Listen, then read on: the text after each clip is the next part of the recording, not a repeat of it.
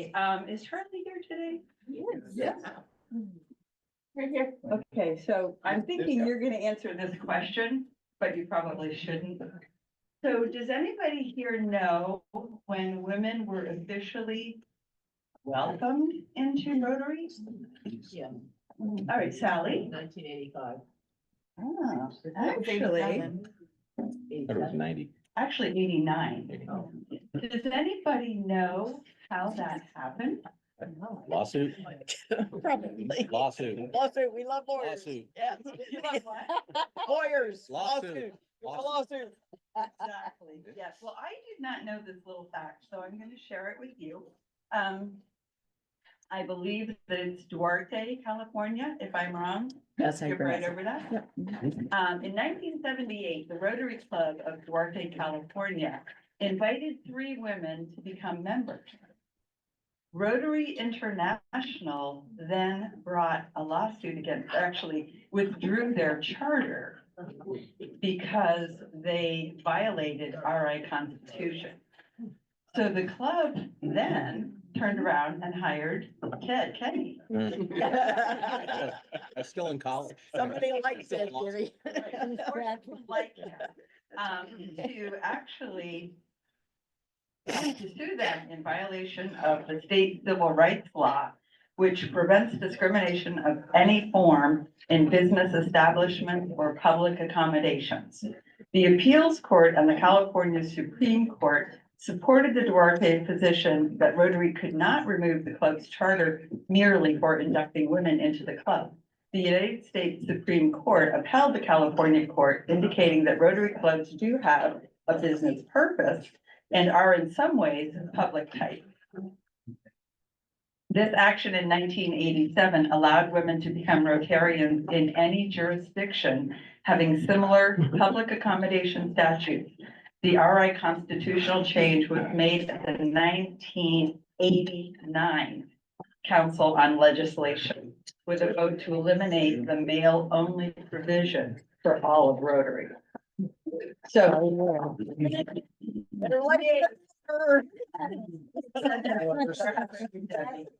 Hooray, Duarte. You know how many women are presidents of the club or, governor elects or I don't know what that. percentage?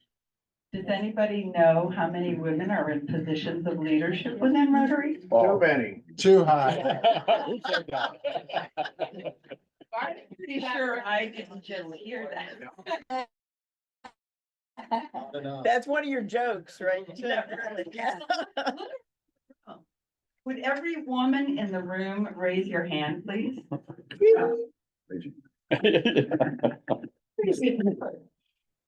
Ron had a comment last night when I was reading Yeah. it to him. I was trying to remember what I. Okay, basically that women are very important in Rotary. And thank you all. And in all organizations, women are, and I mentioned to Leslie how this club has grown in the past few years. Other Rotary clubs are kind of dying out, for lack of membership. And I think women bring a lot to this organization and to a lot of other organizations. And I thank the ladies in the room for their contribution. You're here. Thank you, Leslie. If anyone wants to find out that statistic that Barb asked about, they could do the Rotary Minute next week. Actually, we're not gonna have one next week because we're gonna stuff Easter eggs. So, let's put that off to the 24th. We could have a Rotary minute and stuff, right? Too. You think? I thought we were just gonna play. Anyway, we'll make that decision. I'm gonna have Walter come up and introduce our speaker for today.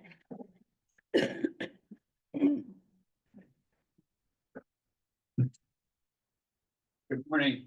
Morning. So today our speaker is Greg Paulman.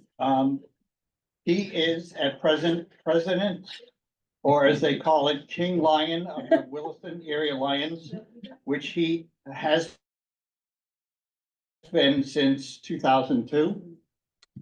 He lives in Moncton and has since 2010. At present, he is in the process of becoming certified as a 4-H leader. He's certified Vermont Hunter Education Instructor for 20 years. Cub Scout leader, co-founder of Vermont Lightning Girls Basketball Organization. Fundraising for the Burlington International Games and Camp Abernathy. Currently, though the Williston Area Lions, he is leading up collection for the next Trex Community Challenge. And the main purpose of the program is to get schools and nonprofits involved in reducing plastic waste and landfills and doing a service project that they can get a nice reward for. Greg Paulman.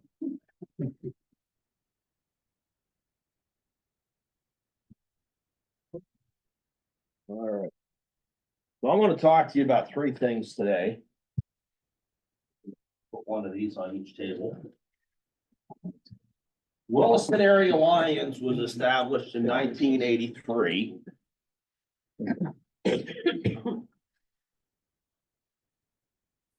One of our charter members was Herb Goodrich, who some of you may have known. And when you speak about women in clubs, Williston Area Lions was the first Lions Club in Vermont to allow women members. Lions International was started in 1917 by a Chicago insurance executive by the name of Melvin Jones. By 1920, they've gone international. And in 1925, they had Helen Keller as their keynote speaker. And she challenged them to be her white knights of the blind and hearing impaired. That's where we have gotten our reputation for eyeglasses and hearing aids. It's the world's oldest and largest service organization in over 200 countries. When there's a national disaster, such as years back, the earthquake in Haiti, Lions International is oftentimes in those areas even before the Red Cross. Like many organizations, we have over the years suffered fracturing. At one point, we had over 50 members, and then they created the South Burlington Lions and the Heinsberg Lions and the Shelburne Lions, and that fractured off members from our club. We were originally sponsored by the Winooski Lions. Unfortunately, those three clubs are no longer in existence. So much like Rotary, we have been dealing with a membership issue. We're always welcome. You know, we'll always welcome new members. You know, I was born with a hearing loss in one ear. Wore glasses for most of my life until I had LASIK done. Fortunately, I was able to do that. Somebody here mentioned cataract surgery, difficulty seeing. My father had cataract surgery, kind of a funny story with that. We were at hunting camp and he comes in looking all perplexed, telling me how he saw this nice 6-point buck. Every time he lifted his scope up, he couldn't see anything through his scope. Wanted me to look through his scope. All of a sudden it hit me. And my dad was a bit of a character. And he's sitting on the couch in the camp. And I said, Dad, cover your right eye. He's got to ask why. I said, just do it. Covers his right eye. Can you see me? Yeah. Cover your left eye. No, I'm cover your right eye. When he uncovered his right eye, he was, oh my goodness. Told me, I think you have a cataract. He had cataract surgery. He could have had LASIK to correct his vision, as is often done after cataract surgery, but he never had that done. He was a member of he lived in Cambridge or Jeffersonville, but because he worked in Williston, he was my father. He joined the Williston Area Lions. I joined the Williston Area Lions when I moved to Williston in 2002, when I moved to Moncton in 2010. My Lions roots were in Williston, and a few of us have worked hard to keep the club active, you know, but, you know, Lions clubs, you know, you see the you travel through the country, a lot of times you'll see signs out for Lions and Rotary Club. And they're both tremendous service organizations. And I want to thank every one of you for being part of the Rotary. As far as the next Trex recycling challenge. This is something we found out about from someone in the Essex Lions Club. And initially you had to collect 500 pounds of clean plastic within 6 months, and you got this beautiful bench made out of the Trex decking material. And we got signed up by, around the end of COVID. The club president at the time didn't really prep us, and we weren't really up and running, and 6 months is a short period of time to really start gearing up, and it is not easy when you start filling up those bags with plastic and bubble wrap to accumulate 500 pounds. Well, then Trex changed it because either they were giving out too many benches or whatever the case may be. So now it's 1,000 pounds and you have a year to accumulate it. So it gives you a little more time to kind of work on your network of, whether you're getting it from your house or, the average household probably throws away 5 to 10 pounds of that type of stuff a month. If you burn pellets like I do, it's a lot more. If you have cats and going through cat litter bags, maybe more. I have a small business at my house, so I'm constantly getting things in wrapped plastic, bubble wrap that is, torn up or whatever, so I can't reuse it. So I tend to accumulate a little more than the average household might. And as we're getting close to our 12-month period, I reached out to my ex-brother-in-law who works at WB Mason. And he started staging plastic, helped get us over the top. Well, he's been working with the guys over there to the point now where I'm picking up about 150 pounds of plastic a week. And you can only get one bench a year in a 12-month period per organization. So at this point, I've collected a lot of plastic, and like the Heinsberg School, the Charlotte School, they've had classes that were doing the Trex Challenge, and it's nice if they can finish it before the end of the school year and maybe even get the bench in time to put it together, before the end of the school year. So if any of you know anyone in schools or organizations, you might ask them, hey, do you know anyone doing the Trex Challenge? If they've been doing it and they haven't reached their goal yet, I can help them. And the way it works with Trex, as an organization like the Rotary, your child or grandchild, 4th grade class, go on, you sign up, takes 2-3 minutes. And then every time plastic is turned in, you go on and you log the weight, where it was turned in, and provide a photograph of plastic. So the photograph is kind of the last step. A lot of people forget about taking a picture of it. I have a whole bunch of pictures on my phone of plastic that hasn't been recorded yet. So the nice thing is for these classes and these groups that may need some help at this point, all I need to do is send them a text with a picture and I can tell them how much is in there. And I figured it out, when you fill a 50-gallon bag with shrink wrap, which is what I get from, because that's a lot denser than bubble wrap and other things, weighs between 15 and 18 pounds. So like a couple days ago, I picked up 10 50-gallon bags. Wow. So I've accumulated a lot of it. It's something that, we're trying to encourage groups to do. Shit and solid waste does not want this stuff. They don't want, they don't want it in their recycling. It jams up their machine. They don't have a facility to collect it. Some stores try to collect it. I used to work part-time at the Howard Center. One of the clients that I worked with worked at Shaw's, and they would have their bin for plastic right in next to where you turn in your bottles and cans. So unfortunately, a lot of sticky, messy plastic got put in there from plastic bags that people brought in, you know, with their bottles and cans. That's not what they want. Doesn't have to be sterile. It just needs to be clean of food debris and dirt and oils and stuff like that. If it's a little dusty or whatever, they can deal with that. The problem is all Shaw's was doing because of that, people throwing their bottles that weren't returnable in there, they were just throwing all, they had a bin, people were putting it in, but they were just throwing it in the dumpster. So one day somebody brings in 4 bags, you know, trash bags full of clean plastic. Well, those went right in my trunk.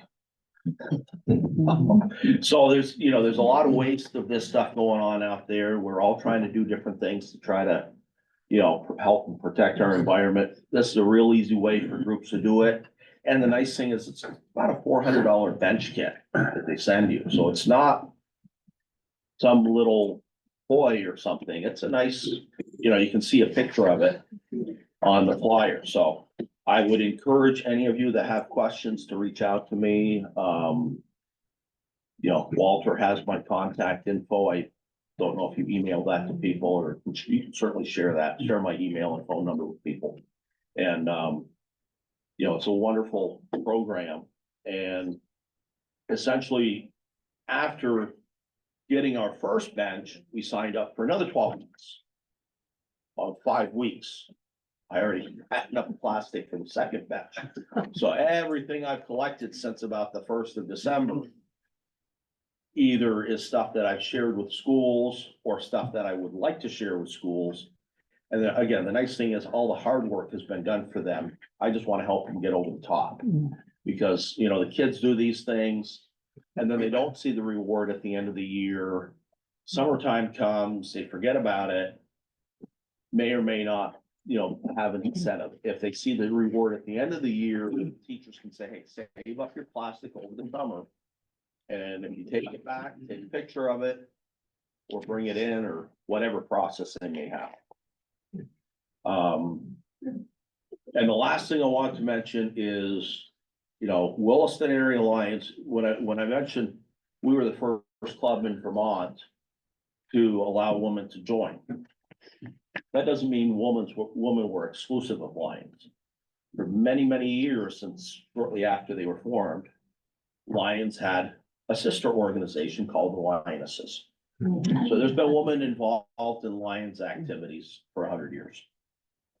And that's the one nice thing. It certainly made it easier when clubs started saying, hey, let's get rid of the Lionesses. Let's make it all one club. Let's all work together.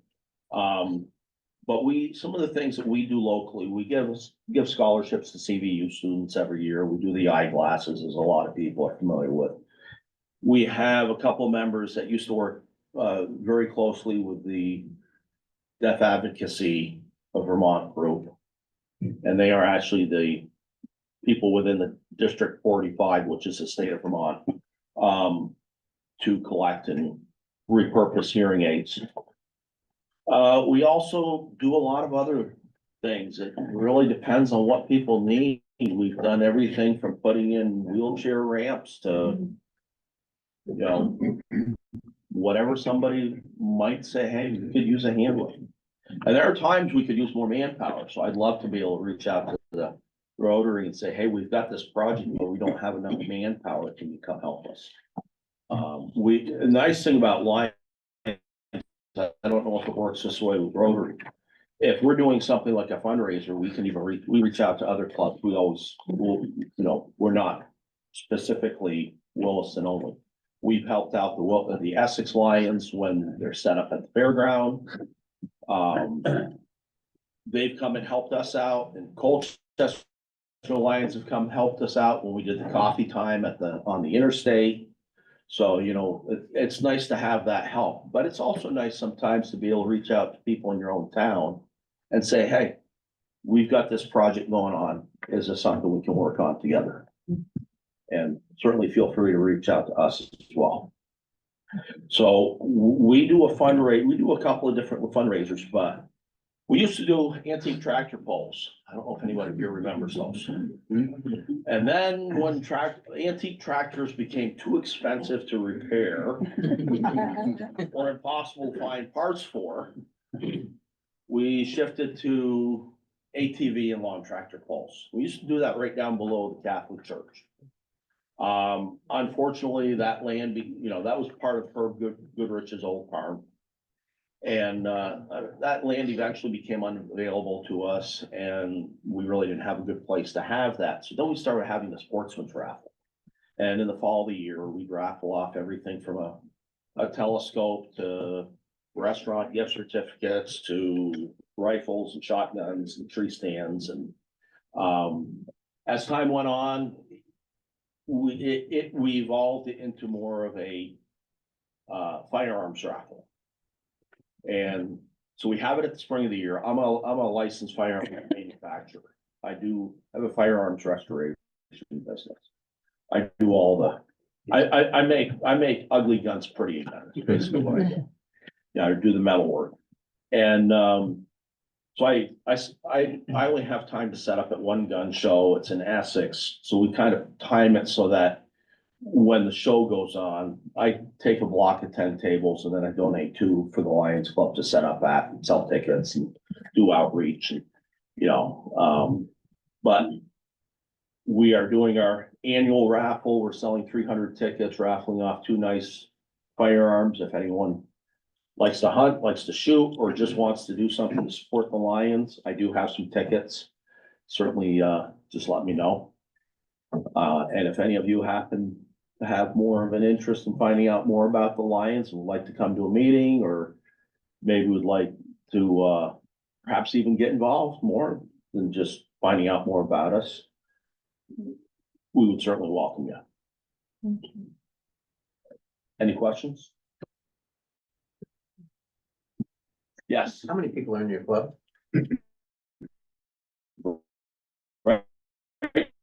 Now, we're down to about 6 people. And we have 6, we've been down as low as 3. Just how about Essex? Essex was down in the 20s. There's a young guy that came on board, and I don't know how he does it. He goes out, walks his dog in the park and talks to people, and he's been recruiting people, young people out in the park. It's like. It's a dog. Yes, Can I use a microphone? absolutely. I want to tell a real brief Lions Club story. I had ridden my motorcycle into the big city of Shela in the highlands of Guatemala, and I saw this line of people. And I went to the line of people and what's going on? And they told me that it was some kind of an eye examination. And so I went to the head of the line, and there was a US colored school bus, and the Lions Club from somewhere in California had gotten a school bus and a couple of cars, and they had loaded it up with eyeglasses and the machines that you use for checking eyesight, and had an ophthalmologist with them, and they were analyzing people's eyes and giving them glasses on the spot. A couple months later, another group similar came down, and people from my project, including some of the homeowners, got together in a truck and went down to where the examination was. And one of the young men in one of the families, one of the homeowners of one of our habitat houses in San Juan, Austin, Calco, had his eyes examined, and they found that he had a vitamin deficiency, that he was on a path to lose his eyesight completely within a month. And the Lions Club saved his eyesight. And by the way, Rotary is an older service organization. I was not aware of that. Great story. Yes. Thank you for your information. On these plastic shipping envelopes, are those like the plastic that Amazon stuff sometimes comes in? Look. And do you have to take the label off? You don't have to take the label off. They'll even take, the paper envelopes that have bubble wrap inside. Yeah. Okay. They'll even take that. Yes.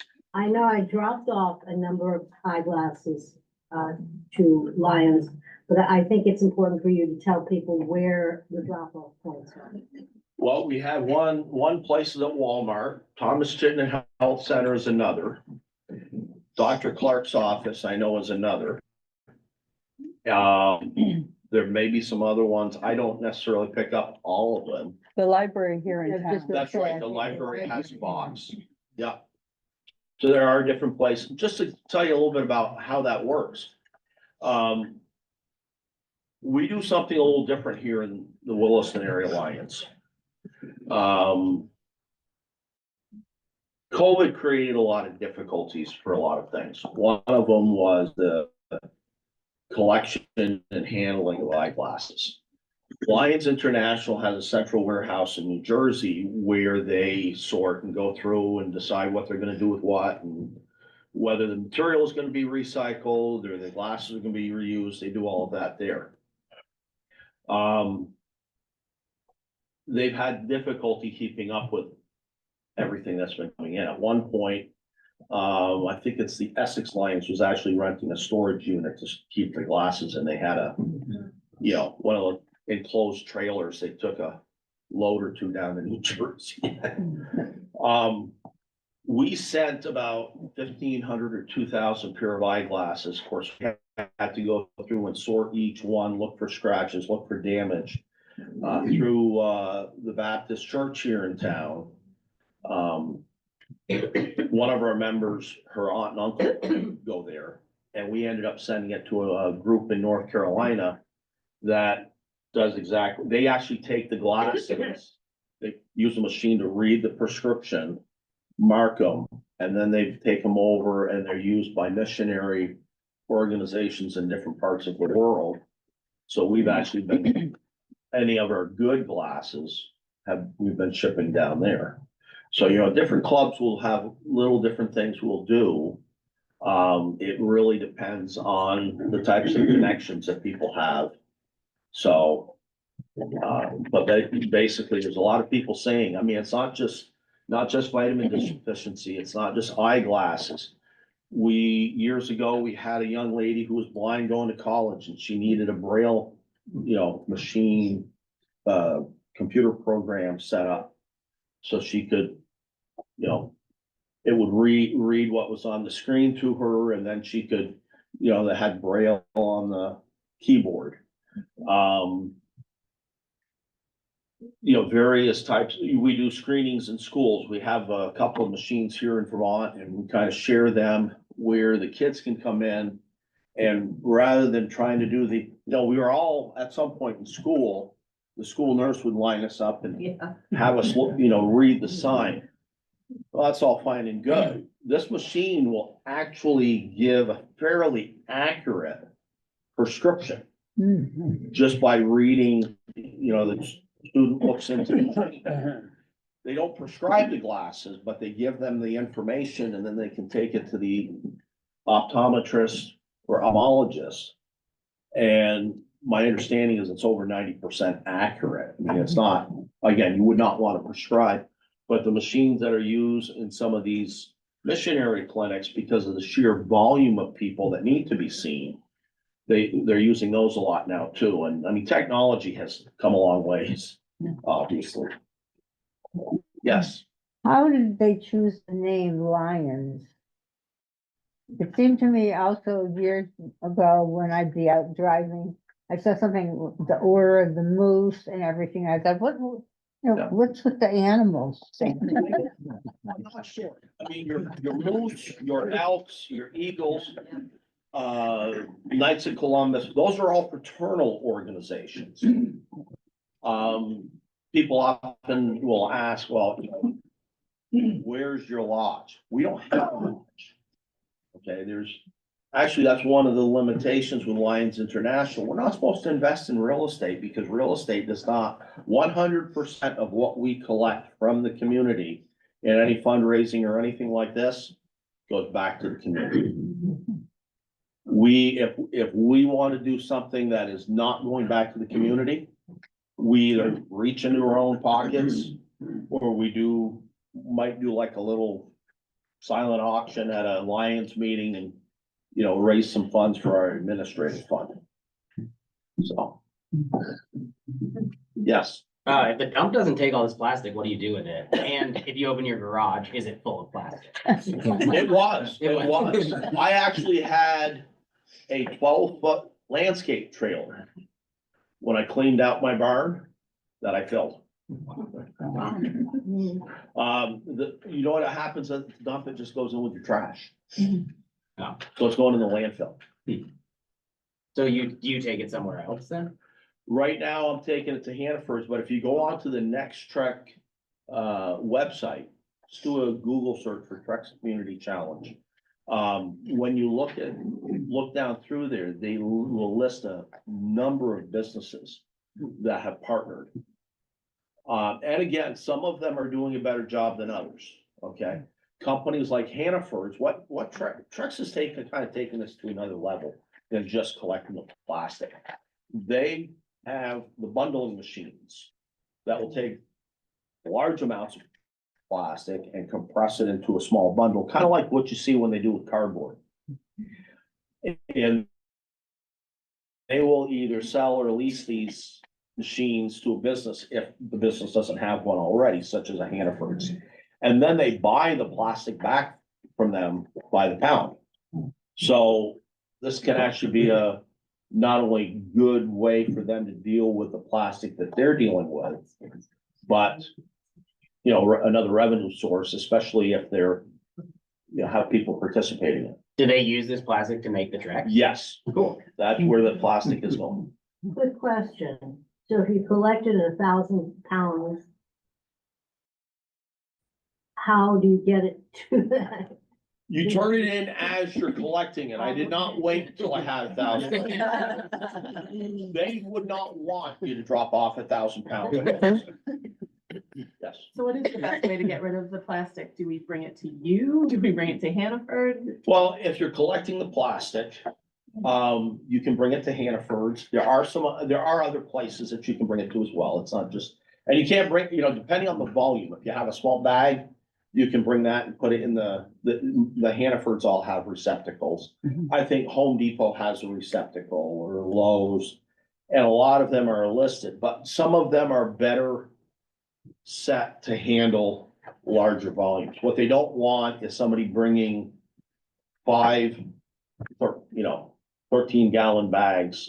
If you have a volume like that, try to put it in a big clear bag. And the clear bags are great for any amount of volume, simply because it doesn't get mixed up as garbage. Yes. So if you're doing the competition and you want your plastic weighed, and you need a certificate or just something, where are we taking the plastic for? Well, it's the weight and that such is done on the honor system. Some people will step on the scale and then take the plastic and hold it. What works really well for like a bag is a fishing scale. Fish will weigh anything from a pound to 20 pounds, and that's usually the range of what a bag of plastic will range. You don't need a picture of the scale. They just want a picture of the plastic that you've turned in. Obviously, if someone is reporting that they've turned in 50 pounds and they've got a picture of one 13-gallon bag, it's like, that doesn't quite look right. But again, I can share with you some of the pictures. I've had, my brother-in-law went away for a week and he didn't think the guys at his work, he's gotten pretty well trained now. Didn't think the guys at his work were gonna collect much plastic while he was gone. So when he got back, he calls me and says, better come get the plastic. I had 2 truckloads. Awesome. Any other questions? We're about out of time. Just one quick question. When and where does the Lions Club meet in Williston? Our meeting tends to float. We've been meeting at the library and then following it up with dinner over at Grazer's. Nice. We are looking to grow the club. Because we used to encompass Heinsberg, we're looking at starting to have a meeting over at Heinsberg once in a while, and invite people from the community to come check us out. Excellent. Thank you. Thank you. One is that, to thank you for coming to speak to us today. We are making a $50 donation to the Williston Central School Mentoring Program in your name. Thank you. That. And then there's a drawing every week, so please choose one ticket and read the last three numbers. It's not 000. 512. Oh, yay. 5-1. Oh, really? Thank you so much. All right. Lisa, you ready to do an inspiration? Sure. Lisa's first time as a newer member, so. Hey, Lisa.